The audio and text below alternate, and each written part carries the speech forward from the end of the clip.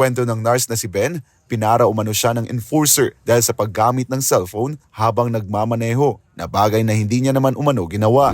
Nung sinabi ko na yung third defense ko, sabi niya, "Sir, wala tayong choice kundi i-impound yung sasakyan mo, which will cost you minimum of 15,000. So sabi ko sa kanya, "Sir, parang hindi naman po tama na i-impound kasi wala naman po akong violation." Hinanapan pa daw siya ng ibang paglabag tulad ng hindi pagsuot ng seatbelt at pagkapaso ng kanyang rehistro na bagay na hindi rin aniya totoo. Medyo nakakaramdam na ako na may mali kasi it was my first time so I was too anxious, pero at the same time I felt like there's something wrong na kasi nga alam ko naman na wala akong violation. Sa isinagawang formation nitong Martes ng hapon, natukoy ang enforcer na nangutong umano sa kanya. Not once but twice kang na-identify ng ating complainant. Ikaw ay suspendido muna dito sa field.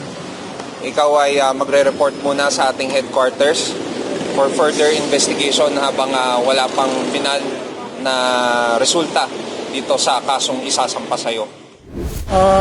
Not guilty po. Since po hindi pa ako namamara ng sasakyan po, alam po ng mga kanyan, kahit magtanong po kayo sa mga kasamaan ko, talagang di po ako namamara ng sasakyan since po wala po akong panikat.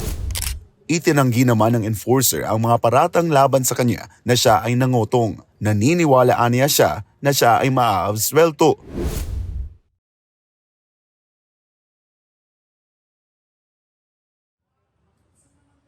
Nitong Martes ng hapon, tinulungan ng mga opisyal ng Metropolitan Manila Development Authority o MMDA ang isang nurse na tukuyin ang traffic enforcer na nangutong umano sa kanya kamakailan lamang sa Luzon Avenue sa Quezon City. Kwento ng nurse na si Ben, pinara umano siya ng enforcer dahil sa paggamit ng cellphone habang nagmamaneho na bagay na hindi niya naman umano ginawa. Hinanapan pa daw siya ng ibang paglabag tulad ng hindi pagsuot ng seatbelt at pagkapaso ng kanyang rehistro na bagay na hindi rin aniya totoo. Nung sinabi ko na yung third defense ko, sabi niya, "Sir, wala tayong choice kundi i-impound yung sasakyan mo, which will cost you minimum of 15,000. So sabi ko sa kanya, "Sir, parang hindi naman po tama na i-impound kasi wala naman po akong violation."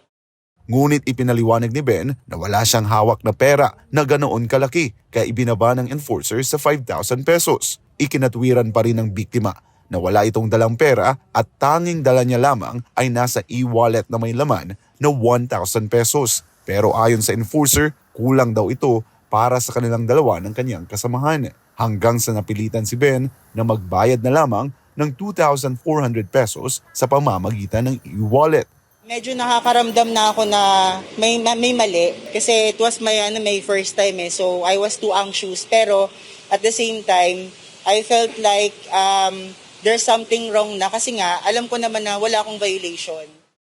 Naibalik naman ang perang nakuha kay Ben pero aniya ibibigay niya na sa MMDA para pagdesisyonan kung ano ang gagawin sa enforcer. Sa isinagawang formation nitong Martes ng hapon, natukoy ang enforcer na nangutong umano sa kanya.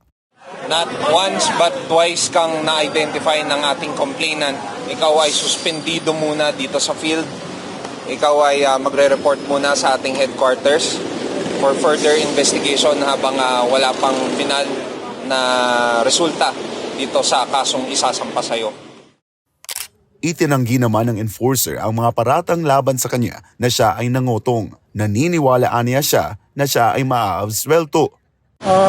Not guilty po. Since po hindi pa ako namamara ng sasakyan po, alam po ng mga kanyan, kahit magtanong po kayo sa mga kasamaan ko, talagang di po ako namamara ng sasakyan since po wala po akong panikat, sir.